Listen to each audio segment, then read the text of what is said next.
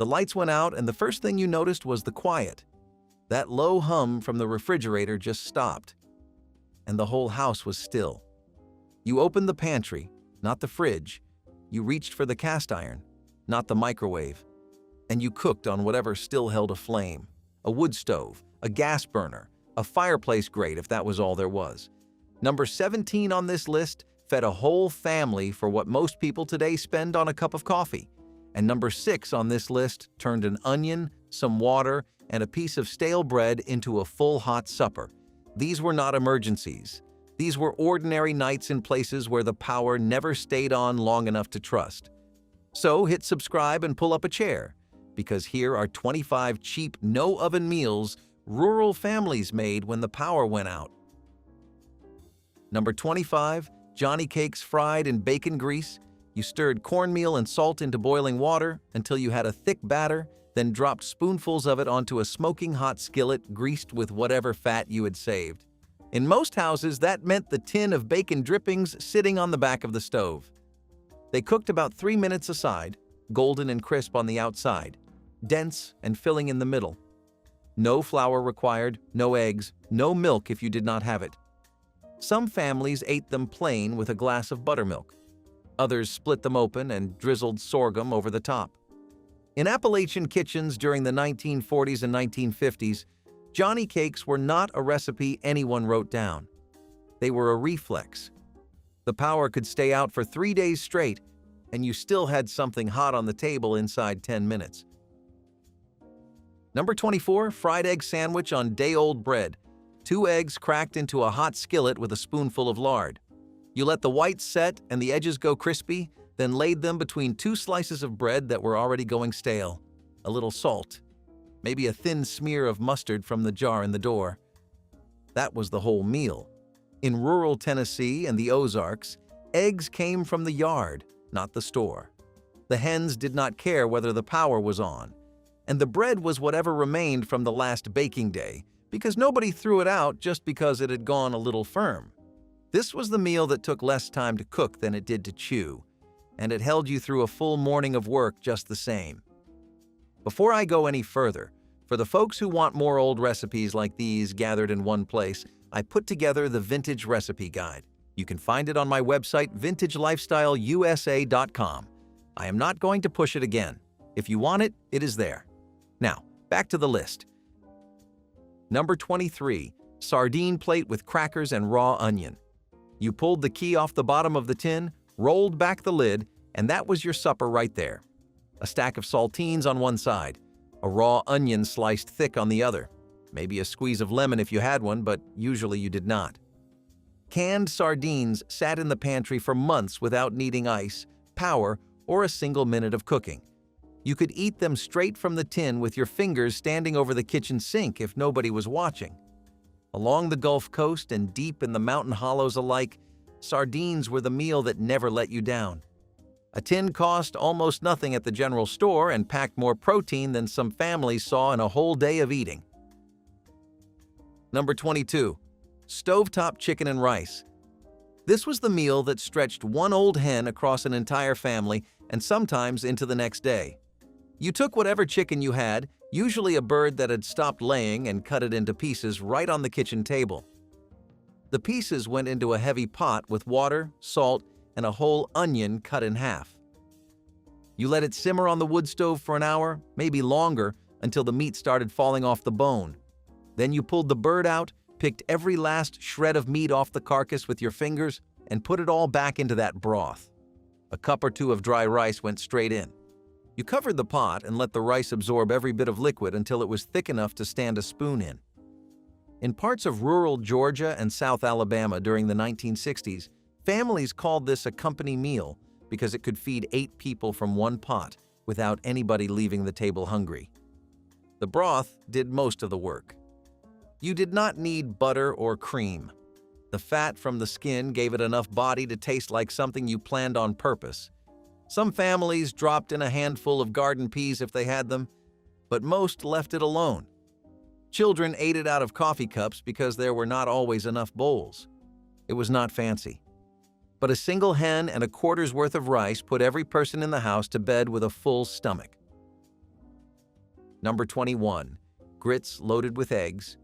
You boiled water on the stovetop, stirred in the grits, and let them thicken while you fried 2 or 3 eggs in the same skillet you used for everything else. The grits went into the bowl first, then the eggs laid right on top. You broke the yolks and let them run down into the hot cereal like gravy, salt and pepper, a pat of butter if you had it, a spoonful of bacon drippings if you did not. In the rural South, grits were cheaper than bread and kept longer in the pantry. A big sack from the general store cost next to nothing and could carry a family through a full week of suppers when nothing else was left. The eggs were free if you kept chickens. This was a meal that asked almost nothing and gave back everything a tired body needed.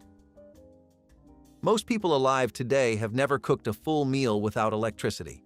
They have never opened a pantry door knowing that whatever sat on those shelves was all they had until the lines got fixed or the weather broke.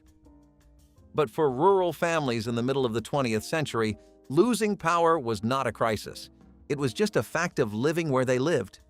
The skills they carried were not printed in any cookbook. They lived in the hands. How to judge the heat of a wood stove by holding your palm above the iron. How to tell when oil was ready by the sound it made when water hit it. These were not survival tricks. They were how people cooked every day, long before the grid reached their road. Number 20. Canned mackerel cakes. You drained the tin, mashed the fish with a fork, mixed in a beaten egg and enough cornmeal to hold it all together, then shaped the mixture into flat patties with your hands. They went into a hot skillet with a couple spoonfuls of lard and cooked until they were brown and firm on both sides. Some people added chopped onion or a shake of hot pepper sauce, but most kept it simple. Mackerel was cheaper than canned salmon and sat on the shelf for months without a thought.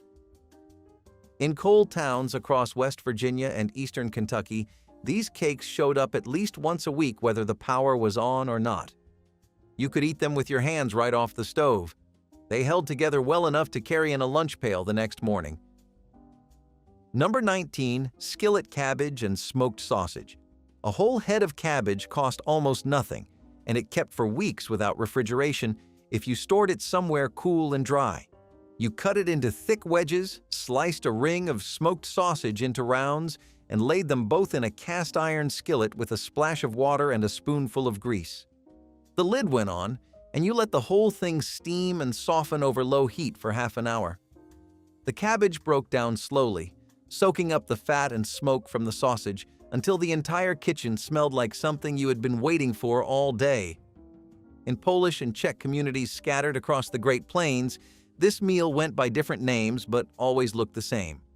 One skillet, one burner, one knife, and a board. The sausage was often homemade, smoked in autumn, and hung in the cellar where it kept through winter without any help from a plug in the wall. When the power went out, the cellar stayed cold on its own, and the sausage was right there waiting. Some families added sliced potatoes at the bottom of the skillet to make the meal stretch further. Others dropped in a few caraway seeds that gave the cabbage a warmth you could not quite name, but would recognize anywhere. There was no recipe card for this. You watched your mother make it once and you knew it for life. A single head of cabbage and one ring of smoked sausage fed 4 people until they pushed back from the table on their own. Number 18. Red beans and rice on the stovetop. Dried red beans soaked overnight in a pot of water. The next day you drained them, added fresh water, a chopped onion, a few cloves of garlic, and whatever piece of smoked pork you had on hand. A ham hock, a chunk of salt pork, the end of a smoked sausage nobody had finished. You brought it all to a boil and then turned it down low, letting it cook for 2 or 3 hours until the beans went soft and the liquid turned thick and creamy on its own. Rice cooked in a separate pot. The combination was a complete meal, cheap enough that families across Louisiana and the Mississippi Delta ate it every Monday for generations. No oven involved, ever. Just a flame and patience. Number 17. Neck bones simmered with rice. Pork neck bones were the cheapest cut at the butcher counter because most people did not want them. They were bony, tough, and took a long time to cook. That was exactly the point. You put them in a heavy pot with water, salt, pepper, and a bay leaf, and you let them simmer on the wood stove for 2 or 3 hours until the meat was so tender it slid right off the bone. The marrow and collagen melted into the broth, turning it rich and silky without adding a thing. Then you stirred in rice and let it absorb all that liquid. In Black communities across the rural South, neck bones and rice was a weekly meal from the 1930s clear through the 1970s. A full package of neck bones cost less than a quarter at most butcher shops, and a pound of rice stretched the whole thing into enough food for a family of 6. The bones did double duty. You ate the meat first, then the broth and rice became a second meal the next day, reheated in the same pot on the same burner. Nothing went to waste. Not the bones, not the broth, not even the bay leaf, which got fished out and dried on the windowsill so it could go back into the next pot. This was the meal that proved the cheapest cut at the butcher counter could feed more people for more days than anything behind the glass in the expensive case. Number 16, gravy bread. Flour, grease, water, salt. That was it. You browned a few tablespoons of flour in a dry skillet until it turned the color of peanut shells, then stirred in drippings or lard and enough water to thin it into a smooth gravy. You poured it over sliced bread or torn up biscuit pieces and ate it with a spoon. In the hardest stretches, this was the whole supper. No meat, no vegetables, just bread and gravy. But it was hot, and it was filling. And it could be made in 5 minutes flat from things that never needed to be refrigerated. Gravy bread showed up in kitchens from the Ozarks to the Piedmont, and nobody ever called it anything fancier than exactly what it was. Gravy bread. That said everything. The pantry was not a convenience. It was a contract with yourself. Every jar of canned tomatoes, every sack of dried beans, every tin of sardines stacked 3 deep on the shelf represented a decision someone made weeks or months before the trouble came. Rural families did not stock a pantry because they read about it. They stocked it because they had lived through enough dark nights and empty shelves to know what happened when you did not. A well-kept pantry turned a power outage from a problem into just another evening. Everything you needed was already there, waiting in the dark, exactly where you left it. Number 15, pan-fried creek perch. If you lived near any kind of running water, you had a backup food supply the electric company could not shut off. A few small perch caught with a cane pole and a worm, gutted right on the bank, rolled in cornmeal with salt, and fried in a hot skillet with lard. The fish cooked in 4 minutes aside. The skin crisped up thin as paper, and the meat underneath was white and clean. In the Ozarks and across the Appalachian foothills, kids were sent to the creek when the power went out, not as a chore, but as the solution to the question of what was for supper. A stringer of 6 perch fed a family of 4, and the whole thing from creek to plate took less than an hour. Number 14, scrambled eggs and canned tomatoes. You cracked 4 or 5 eggs into a skillet with a little grease, stirred them around until they were just set, then dumped in a can of stewed tomatoes. The acid from the tomatoes loosened the eggs back up, and you ended up with something between a scramble and a thick stew.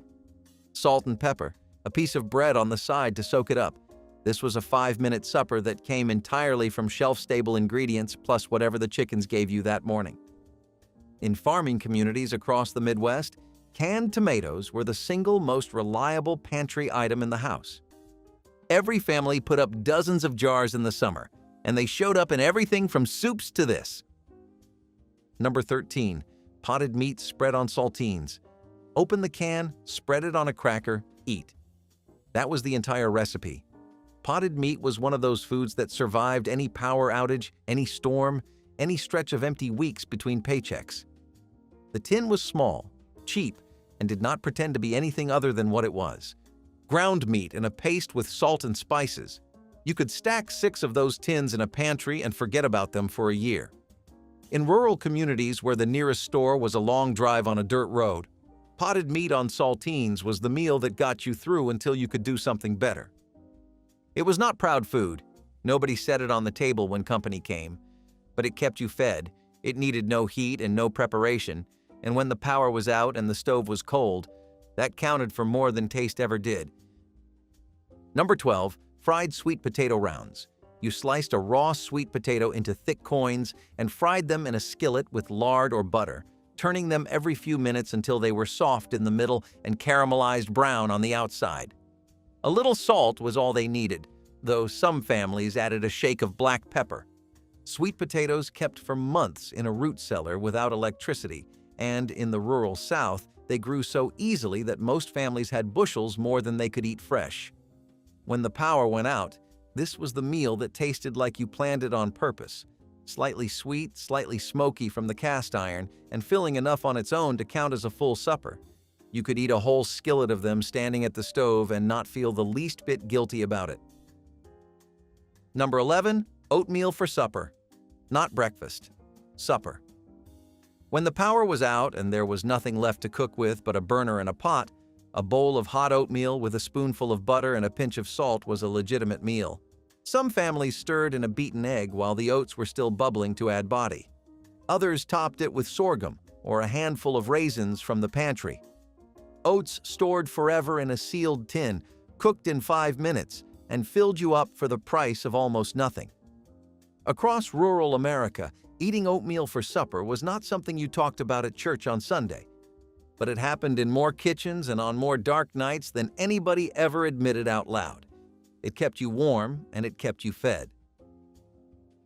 There is a difference between cooking by recipe and cooking by feel. A recipe tells you what to do. Feel tells you what you have. When the lights went out, nobody dug through a drawer looking for a card with instructions. You opened the pantry, you looked at what was there, and you figured it out. A handful of this, a pinch of that. Enough water to make it stretch. The meal was not planned. It was assembled in the dark sometimes from memory and instinct. That kind of cooking cannot be taught in a class or watched in a video. It comes from years of doing it, night after night, until your hands know what your mind has already forgotten. Number 10, cowboy beans. You opened a can of pork and beans, dumped it into a skillet, and stirred in whatever else was available. A chopped onion, a squirt of mustard, a splash of vinegar, or a spoonful of brown sugar. The whole thing cooked on a burner for 10 minutes until it was bubbling and thick. Cowboys on cattle drives ate some version of this over open fires long before it became a pantry staple in rural kitchens. You could make it with nothing but the can and a skillet, or dress it up with whatever scraps the pantry offered. Some families added a chopped hot pepper, others crumbled cornbread on top. Either way, it was hot and filling, and required nothing more than a flame and 5 minutes of patience. Number 9, fried hominy topped with a fried egg. Canned hominy, drained and dumped into a hot skillet with a little bacon grease. You let it fry until the kernels started to brown and pop, turning them with a spatula so they crisped on all sides. Then you pushed them to the edge of the skillet and cracked an egg into the empty space. When the egg was done, you slid the whole thing onto a plate. The hominy gave you substance, the egg gave you richness. Together, they made a meal that cost next to nothing and took about 7 minutes from can to table. In parts of the Carolinas and rural Virginia, fried hominy was one of those foods that sat right on the border between breakfast and supper, and nobody cared which side it landed on. Number 8, drop dumplings in broth. You mixed flour, a pinch of salt, and enough water or milk to make a sticky dough, then dropped spoonfuls of it straight into a pot of simmering broth. Any broth worked. Chicken broth saved from a meal earlier in the week. Beef broth made from a bone somebody had already cooked twice. Even plain water with a bouillon cube dissolved in it. The dumplings puffed up as they cooked, turning soft and pillowy in about 15 minutes, soaking up the flavor of whatever liquid surrounded them. You ate them right out of the pot with a ladle. There was no plate involved and no side dish required. This was the meal that turned almost nothing into something that felt like a real sit-down supper. In mountain communities across the Upper South, drop dumplings were what you made when the pantry was down to flour, salt, and faith. And somehow, that was enough. Number 7, skillet turnip greens with a piece of salt pork. Turnip greens grew in the garden long after the first frost knocked everything else flat, which made them one of the most reliable vegetables a rural family could count on in late autumn and winter. You washed them in a basin of cold water, chopped them rough, and loaded them into a big skillet or pot with a thick chunk of salt pork and enough water to cover the bottom. The lid went on, and you let the whole thing cook low and slow for 30 minutes or more until the greens wilted down to almost nothing, and the pork fat had seasoned every last leaf. The pot liquor pooled at the bottom was almost more valuable than the greens themselves. Some families soaked bread in it. Others drank it straight from a cup, warm, like broth. It had more vitamins in it than anything else on the table, and nobody threw it out. Number 6. Stovetop onion soup with stale bread. 1 large onion sliced thin, cooked slow in a spoonful of butter or lard until it turned golden brown and sweet. Then you added water, salt, and a little pepper and let it simmer for 20 minutes. That was the soup. You ladled it into a bowl over a thick slice of bread that had gone too hard to eat any other way. The hot broth softened the bread into something almost like a dumpling, and the onion gave it more flavor than you would expect from a single vegetable and a cup of water. French restaurants put cheese on top and charge $15 today. Rural families made the same soup for less than a dime and never knew it had a famous name. A meal does not have to be complicated to matter. It does not have to photograph well or come from a cookbook with a glossy cover. It just has to be warm and real and made by someone who cared enough to stand at the stove when it would have been easier to give up and go to bed cold. That is what these meals were, not Pinterest boards or food trends. They were answers to the question of how you feed the people you love when the world outside the kitchen door is not cooperating. Every one of them says the same thing. We are still here. We still eat together. The lights are out, but the stove still works. Number 5, smoked sausage and peppers in a skillet, a ring of smoked sausage cut into coins, a couple of bell peppers sliced thick, and a sliced onion. Everything went into a hot skillet with a little grease and cooked together until the sausage browned and the peppers softened. No sauce. No spice beyond what was already in the sausage. The whole thing took 15 minutes and made the kitchen smell like a cookout, even though you were standing in the dark. Smoked sausage needed no refrigeration for a day or two if the weather was cool, and bell peppers held up outside the icebox longer than most vegetables did. This was the power outage meal that did not feel like a power outage meal.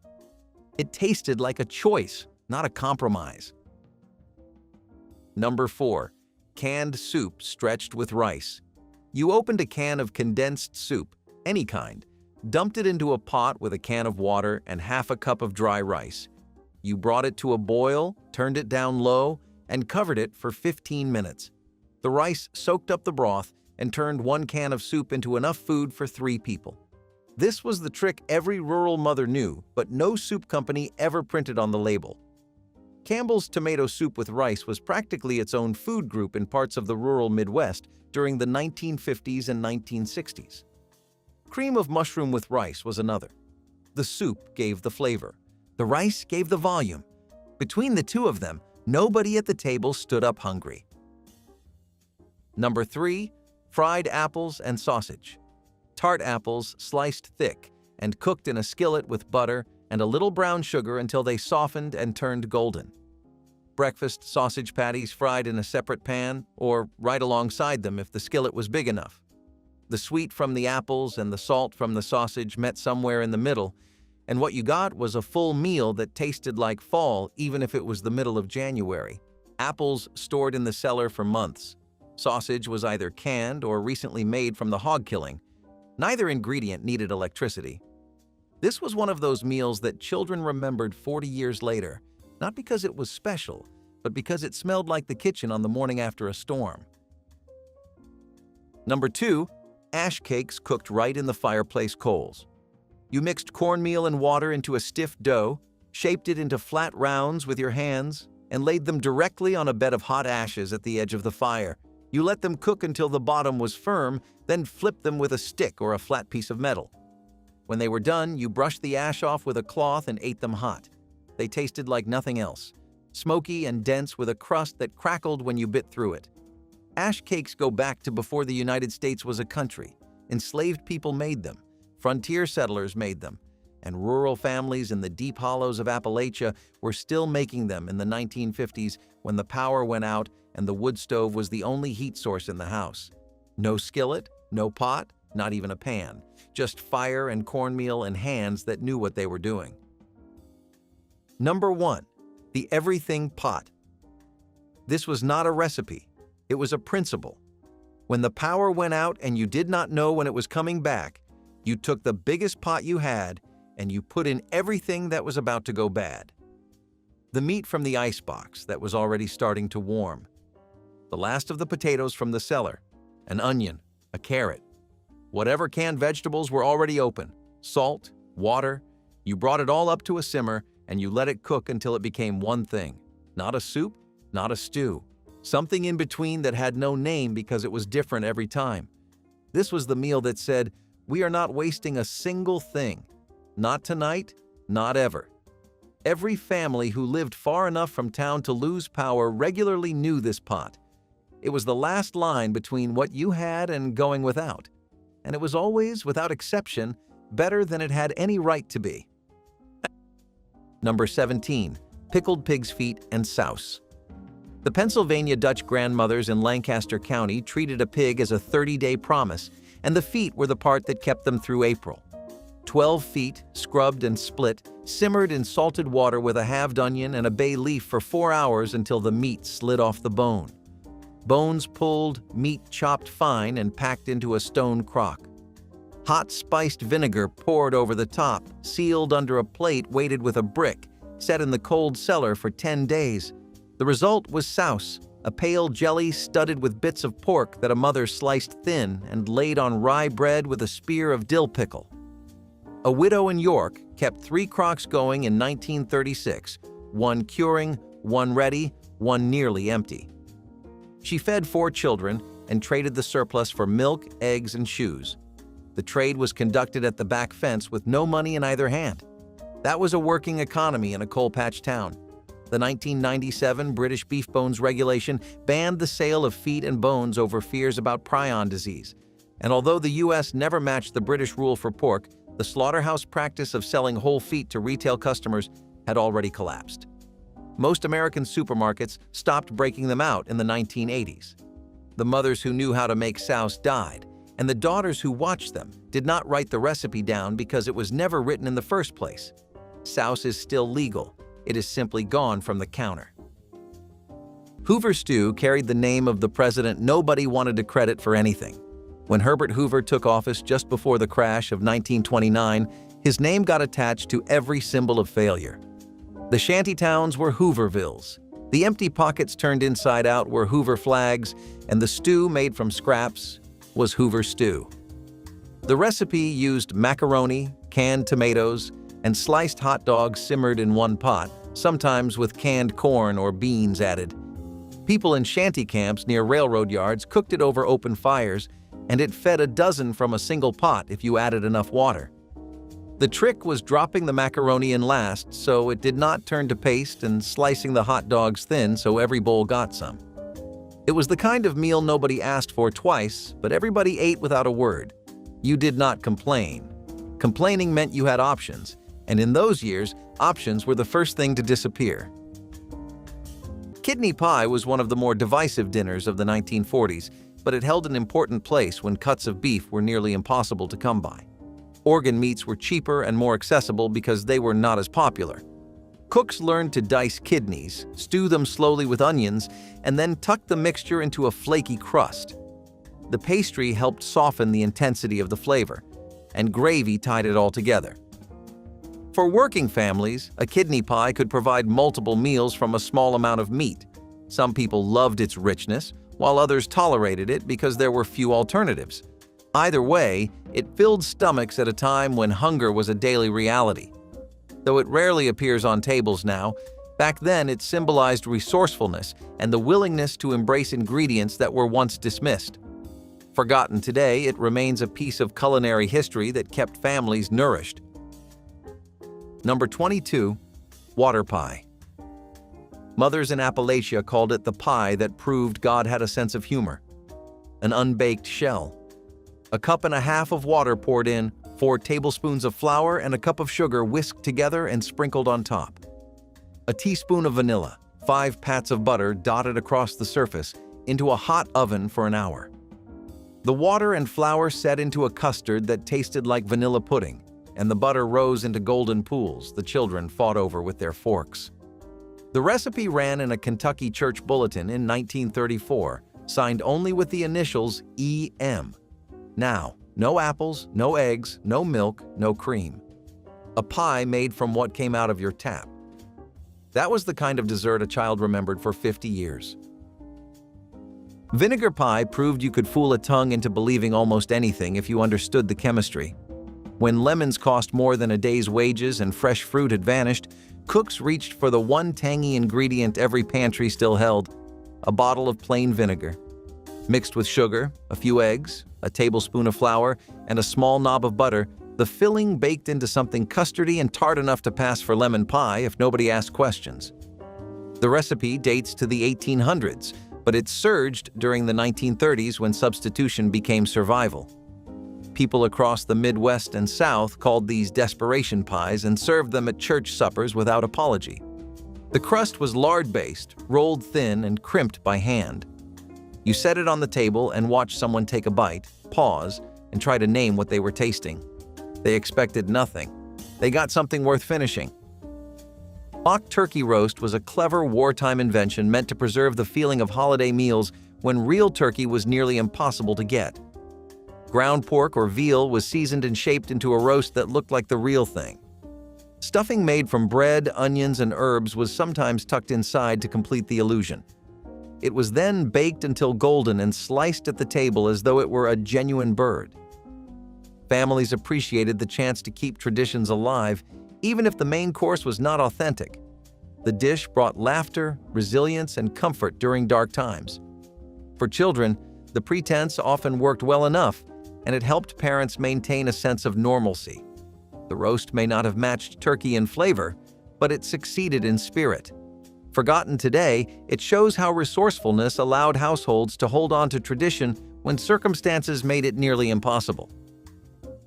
Number 14. Marrow bone soup. This was the recipe a 1997 British regulation tried to legislate out of existence over fears about a disease nobody had heard of in 1933. 4 pounds of beef shin bones cracked at the marrow line by a butcher who had known the family for 2 generations. The bones browned dry in a hot oven for 40 minutes until the marrow turned amber. Transferred to a deep pot with 3 quarts of water, a halved onion, 2 carrots, 2 stalks of celery, a bay leaf, 6 peppercorns. Simmered uncovered for 5 hours until the broth turned the color of weak tea. The marrow scraped out and spread on toasted rye, the broth strained and served in cups around the table. A mother in Cleveland made this soup every Saturday in 1935 because the butcher gave her the bones for nothing on the condition she took them Saturday morning. She walked 4 blocks home with the bones in a flour sack. Her 3 children took turns carrying it. The soup fed them through the night. The broth, thinned with rice and onions, fed them through Monday.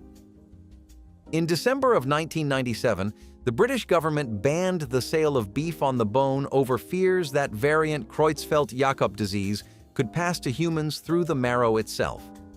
T-bones, prime ribs, oxtails, soup bones, all illegal in any British shop until the rule was lifted in 1999. The American FDA responded in 2004 by prohibiting the use of mechanically separated beef containing bone marrow material. The cuts the Cleveland mother had carried home remained legal. They simply stopped being sold. The bones went to rendering plants instead of soup pots. A grocery butcher in 2026 will sell them by special order for $9 a pound and call them broth bones. The mother of 1935 would have laughed and walked the 4 blocks anyway. Sugar bread cost almost nothing and meant the world to a child who had never tasted store-bought candy. A slice of bread, a thin layer of butter or lard, and a spoonful of white sugar pressed into the fat before it melted. Some added cinnamon if they had it. Most did not. You folded it in half and ate it standing up, and the crunch of sugar against soft bread was the closest thing to dessert in a house where dessert did not exist. White sugar sold for about 5 cents a pound, and even in the hardest months, most pantries kept a small sack. Kids came home from school and made it themselves. No oven, no mixing, no waiting. Open-faced was the proper way, but hungry little ones folded it because it held together better in small hands. When you try to explain it to someone who did not grow up that way, they hear poverty. You hear love measured in a teaspoon. She started it the night before. Always the night before. Veal loaf with tomato sauce was a budget-friendly cousin of meatloaf that became popular in the 1940s. Veal was often cheaper than beef, and grinding it made it possible to stretch the protein even further. Housewives mixed veal with breadcrumbs, onions, and spices, shaping it into loaves that baked evenly in the oven. To add flavor and moisture, a simple tomato sauce made from canned tomatoes was poured on top. The result was tender, savory, and filling, able to feed large families without straining the budget. It was also versatile, serving well hot at dinner or cold as sandwiches the next day. During years of rationing, that kind of efficiency mattered. Veal loaf was not the showpiece of any feast, but it did its job well, keeping families full on a small amount of meat. Today it has faded from memory, but for many, it was once a weekly dinner worth remembering. Number 21. Vinegar pie. The lemon pie of a kitchen with no lemons. 3 eggs if a mother had them, beaten with a cup of sugar, 3 tablespoons of cider vinegar, a tablespoon of flour, a half cup of water. Poured into a single shell and baked until the top cracked like creek mud in August. The vinegar did the work the citrus was meant to do. The pie tasted bright, almost too bright, and the sugar pulled it back from the edge. A widow in Arkansas made one every Sunday for the church potluck because she could not afford to bring a casserole, and the deacons learned to hover near her end of the table. She baked the same pie for 41 years. The last one came out of her oven the week she died. Number 20. Peanut butter stuffed onions. The Bureau of Home Economics broadcast the recipe on Aunt Sammy's radio recipes in 1932, and home economics teachers across 30 states drilled it into their students by the end of the decade. 6 large onions parboiled until tender, centers scooped out, cavities packed with peanut butter, stale breadcrumbs, salt, and a splash of milk. Baked covered for 30 minutes, then uncovered for 10 more until the tops browned. Mothers in Iowa farm towns served them as the main course with brown bread. The combination sounds wrong on your page. But eaten hot from a chipped white plate, it tasted like dinner. Hot water cornbread needed no oven, no eggs, and no milk, just cornmeal, boiling water, salt, and hands tough enough to shape the dough while it was still hot. You poured boiling water over the cornmeal and stirred fast, then scooped the mixture and patted it between your palms into flat rounds the size of your hand. Each patty went into a skillet of hot lard and fried until the outside turned dark gold and the inside stayed dense and steaming. The sound told you when the grease was right. A hard sizzle meant go, and if it popped too loud, you pulled back and waited. In rural homes across the South during the 1930s, these showed up at every meal, with beans, with greens, with gravy, or alone. The shaping was everything. Too thick and the center stayed raw, too thin and they fell apart. Your hands just knew. Rutabaga stew was another dish that shows just how much wartime families depended on root vegetables. Meat was often scarce or doled out in tiny rations, but rutabagas were hardy and easy to grow. They could be simmered with onions, carrots, and sometimes a small bit of pork fat or ham bone for flavor. The result was a simple but filling stew that could carry an entire dinner. Its sweetness balanced well with savory broth, and it became a common sight at rural tables. Many people who had never eaten rutabagas before the war found themselves relying on them week after week. They were cheap, nutritious, and available when little else was. The stew may not have felt like a feast, but it kept families warm and satisfied through long winters. Today, it has all but disappeared from kitchens, but in its day, it was a lifesaver, one of those humble meals that fed countless households. Number 19. Lung stew. This was the dish a federal regulation would erase from American kitchens in 1971. A beef or pork lung cost a few cents at the butcher counter in 1933. Sometimes nothing if the customer was a regular and the day was slow. Mothers in German immigrant neighborhoods of Cincinnati and Milwaukee bought them by the pair, soaked them in cold salted water to draw the blood, then simmered them with a quartered onion, a bay leaf, 4 peppercorns until the meat softened to a sponge. Drained, sliced thin against the grain, dropped back into a broth thickened with browned flour, a splash of cider vinegar, a spoon of capers. The capers were the German touch. Served over boiled potatoes with a curl of black bread, and the children ate it without comment because supper was supper. A retired streetcar conductor in Cincinnati ate this stew every Friday for 53 years. He was buried with the recipe card in his shirt pocket. In 1971, the USDA published a rule called Section 310.16, declaring livestock lungs were not fit for human consumption. During slaughter, stomach contents can travel back into the airway, and lung tissue is porous enough to absorb whatever the animal had inhaled. The rule made commercial sale of lungs a federal violation. Butchers stopped breaking them out. Within 10 years, it had vanished from American cookbooks. The dish is still legal in Scotland, where it forms the heart of haggis. The mothers who fed it to their children would have called the rule sensible, and they would have cooked the lungs anyway. Navy bean soup simmered for hours and filled a house with the kind of smell that made you think everything might turn out fine. The beans, small, white, dense, were a staple of government relief programs, distributed in bulk because they cost almost nothing, carried real protein, and lasted months in a dry pantry without refrigeration. You soaked them overnight, then cooked them low and slow with whatever pork you had. A ham hock, a chunk of salt pork, a few strips of bacon already used once for grease. The fat rendered into the broth and turned plain water into something rich and smoky. Onions went in early. A carrot or celery went in too if you had them, but the soup worked without either. Boston cooks baked their beans with blackstrap molasses and a streak of mustard and called it something else, but the bones of the recipe were the same: beans, water, thyme, and scraps of pork. The dish got its name from U.S. Navy mess halls, where it had been served since the early 1900s. One pot fed a household for 2 days, and by the third it was more broth than bean, stretched thin with a torn piece of bread. Boston brown bread with beans was an old New England tradition that resurfaced in force during the 1940s. Steamed bread made from rye, cornmeal, and molasses paired perfectly with baked beans, creating a full supper from cheap staples. It was hearty, sweet, and filling, exactly what families needed when meat was out of reach. Housewives could prepare both in one pot, letting the beans simmer while the bread steamed in coffee tins. The pairing offered protein, carbohydrates, and a touch of comfort all in one. It was also easy to scale for large families or community gatherings, making it a reliable choice for lean times. Brown bread and beans were not glamorous, but they were dependable, and that counted for more than appearance. As rationing pushed Americans to re-embrace older traditions, this dish gained a new reputation for thrift and taste. Today, it has faded into obscurity, but it was once a weekly staple. Number 24, mock apple pie. There were no apples in it. There never had been.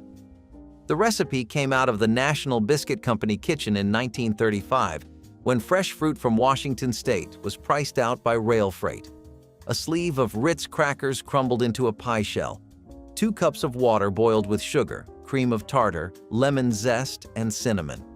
Pour the syrup over the crackers, lattice the top. Bake until the kitchen smelled like an orchard. A grandmother in Pennsylvania served it to her bridge club for years before she told them the truth.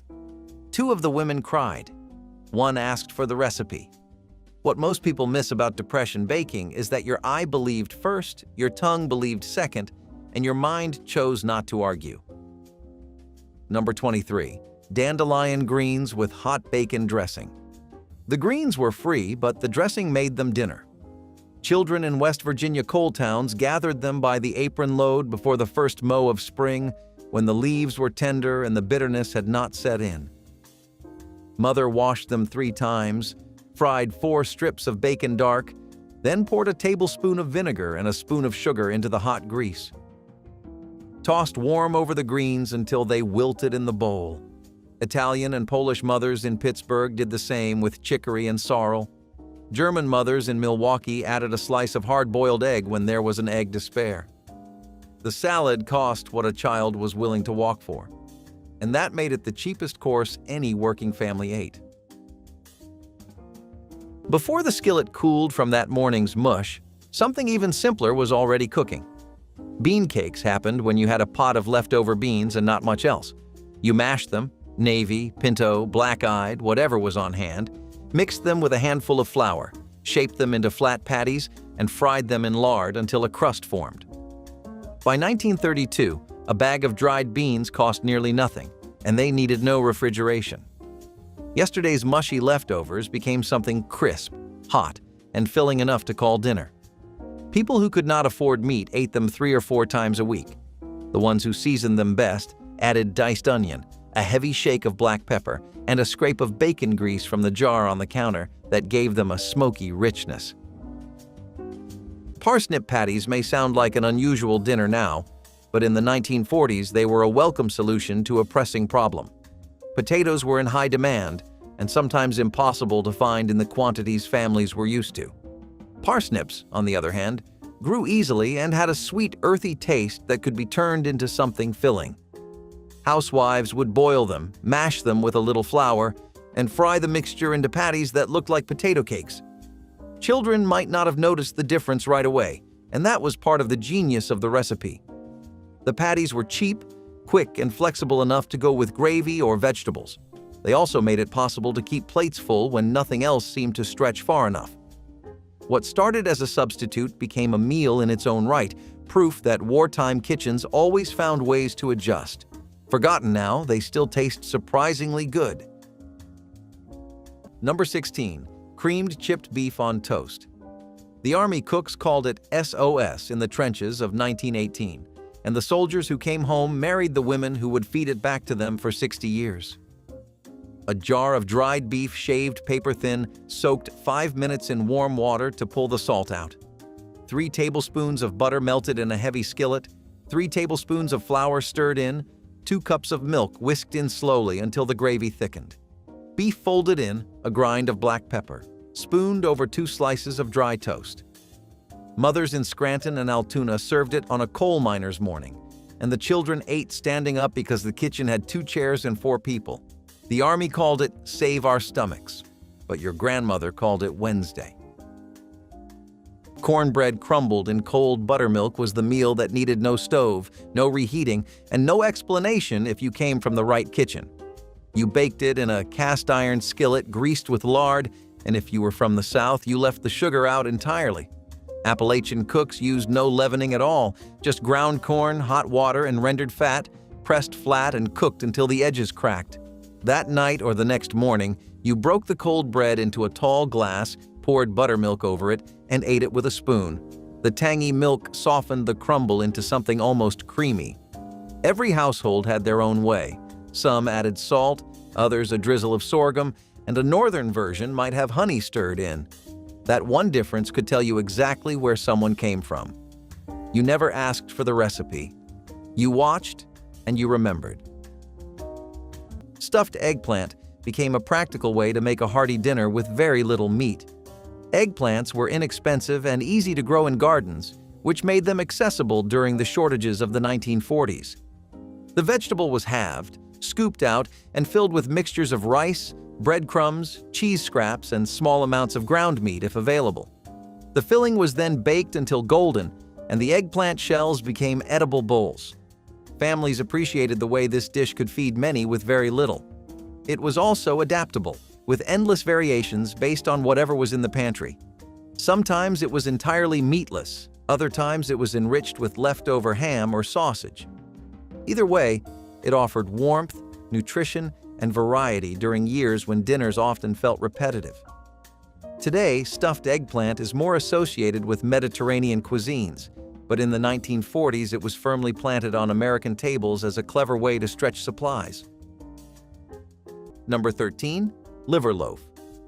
A pound of beef liver ground twice through the hand crank, mixed with a half pound of ground pork, a chopped onion, a slice of bread soaked in milk and squeezed dry, 2 beaten eggs, a teaspoon of salt, a pinch of nutmeg.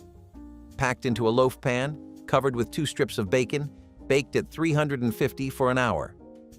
Mothers in St. Paul made it on Monday and sliced cold leftovers for sandwiches Tuesday and Wednesday. The loaf cost about 30 cents to assemble in 1936, a third of what an equivalent meatloaf of pure beef would have cost, and 3 days of suppers came out of one pan. The nutmeg was the trick. It softened the metallic edge of the liver and made the loaf taste like a Sunday roast a child could not quite identify. And that was the achievement. Your grandmother could feed her family the cheapest cut on the counter and call it dinner without flinching.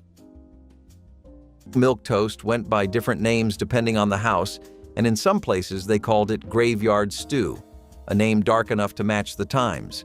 You toasted a slice of bread, set it in a bowl, sprinkled it with sugar and cinnamon, then poured warm milk over the top until the bread softened into something between soup and porridge.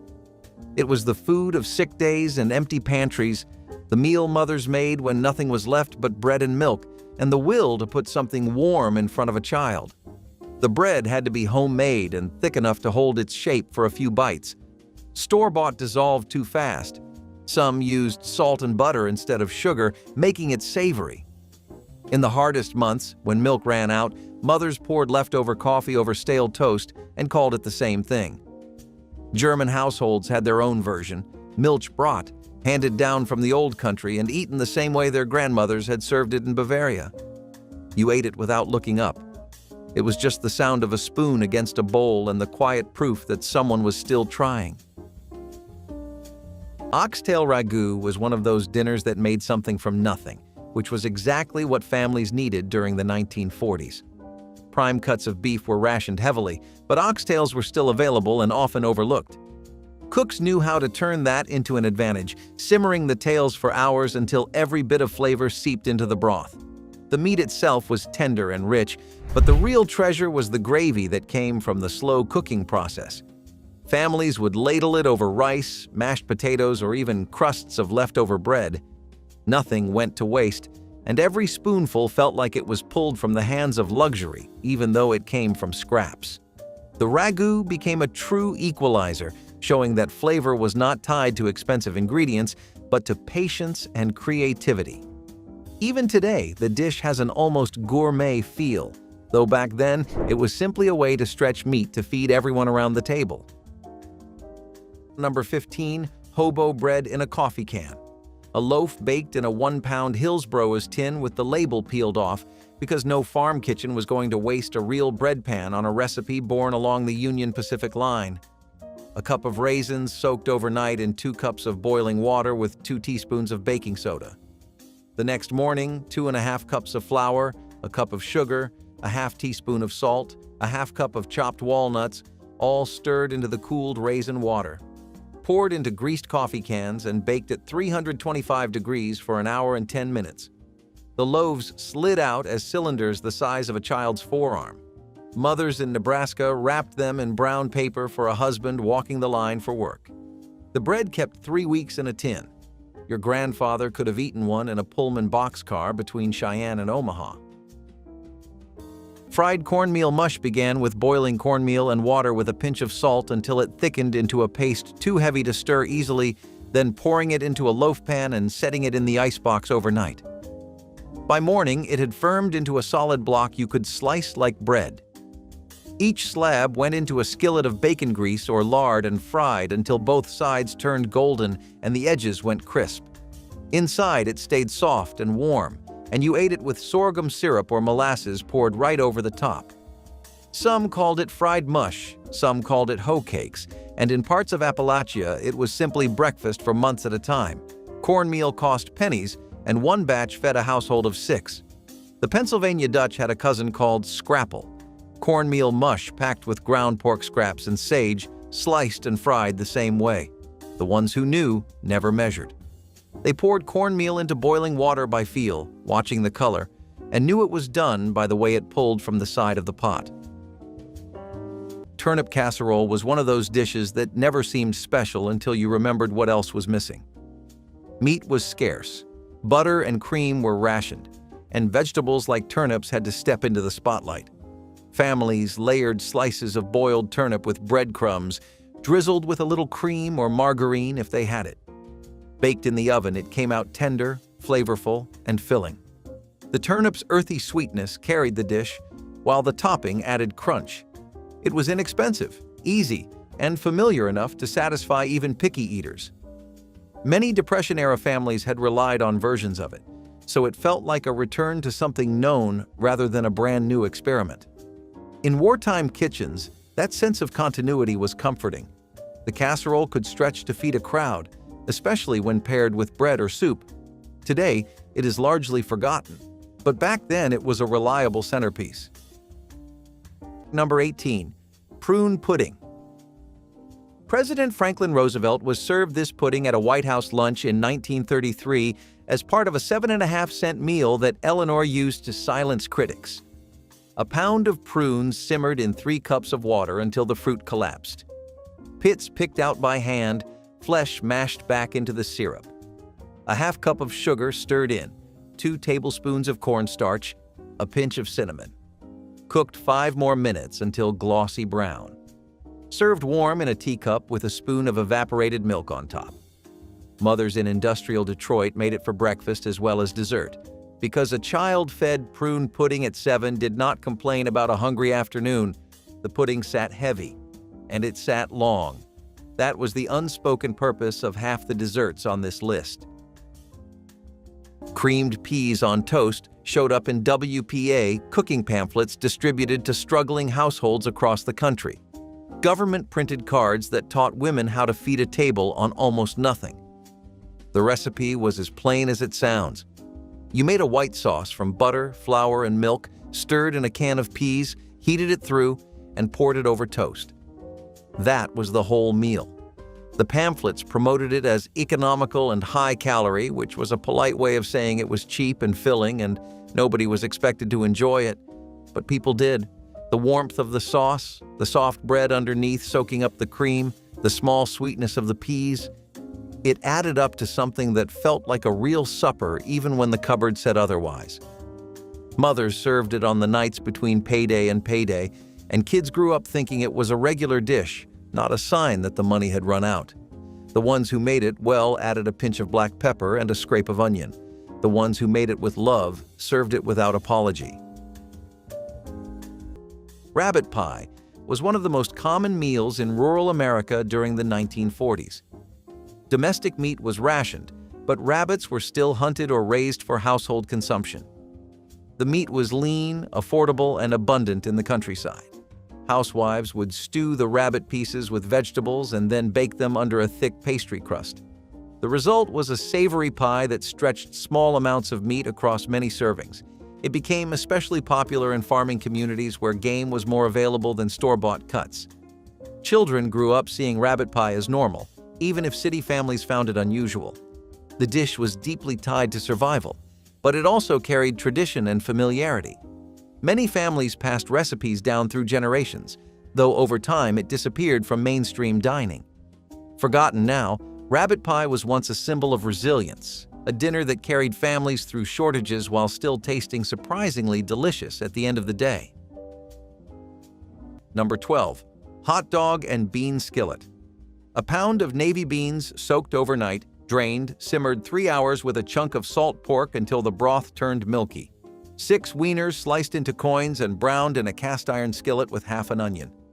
The beans stirred in, 2 tablespoons of brown sugar, a tablespoon of yellow mustard, a splash of cider vinegar, a half cup of bean liquor. Cooked down on a low flame for 20 minutes until the sauce clung to the wieners and the kitchen smelled like a roadside diner on the Lincoln Highway. Mothers in Rockford and Peoria served it with a wedge of cornbread that crumbled into the bowl on purpose. The children dragged the bread through the sauce. Every plate came back clean. That was the only review your great-grandmother needed in 1934. Water-based potato soup kept more households alive during the Depression than almost anything else on this list. Not the creamy, loaded kind you see now. This was potatoes, water, salt, a little pepper, and an onion if you had one. You peeled thin to save every scrap, and as the potatoes boiled down, the starch thickened the broth into something that felt heavier than it was. No milk, no cream, no butter in the worst months. Just water and whatever came out of the root cellar. Mothers stretched it across 2 days by adding more water and a handful of dried beans or a leftover heel of bread. Potatoes were cheap to grow, cheap to store, and forgiving enough to survive a bad season in a dark basement corner. Kids ate it without complaint because there was nothing else. Years later, grown men and women would describe that thin, peppery broth as if it were the finest thing they ever tasted. Not because it was, but because of who was standing at the stove. Number 25, Hoover Stew. The president, whose name became an insult, also became your supper. Soup kitchens in Cleveland and Toledo ladled it out by the gallon in 1932, and your great-grandmother learned the recipe by walking past the line. A pound of sliced wieners, a handful of elbow macaroni from a paper sack, a can of stewed tomatoes if the pantry held one. The pot simmered on a coal stove for 20 minutes and fed 6 on what amounted to 14 cents. Working mothers in Akron called it Tuesday stew because they made it the day after the meat sale, when the wieners were marked down. One thing I noticed in the kitchen card archives is that the broth tasted of the can it came from, and that was part of the comfort. It was hot calories in a bowl, and that is exactly what a child running home from a half-day of school needed before the porch light came on. If those cornbread patties carried people through the afternoon, tomato gravy and biscuits carried them through winter. The gravy started with bacon grease scraped from the jar every kitchen kept near the stove. You heated it in a skillet, stirred in flour until it browned, then added canned tomatoes or fresh ones from the garden, crushing them by hand as they hit the hot fat. It cooked down thick and tangy, somewhere between a sauce and a stew, and you ladled it over biscuits split open and still steaming.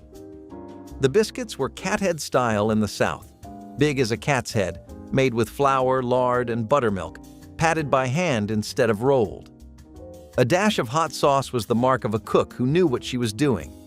The tomatoes came from the canning jars lined up in the cellar, and by late winter those jars were running low and the gravy got thinner. You ate it anyway. You ate it because she made it, and because nothing on a cold morning tasted more like being cared for. If any of these meals brought back a memory, I want you to try something this week. Pick one from this list, just one. Make it the way your family made it, not from a recipe, just from what you remember. Sit down at the table, not the couch. Set a place, and eat it like it matters, because it does. Tell me in the comments which one you are going to make. Was it the Johnny cakes, the neck bones and rice, or something from this list that you have not thought about in 30 years? I read every single comment. Until next time, take care of yourself.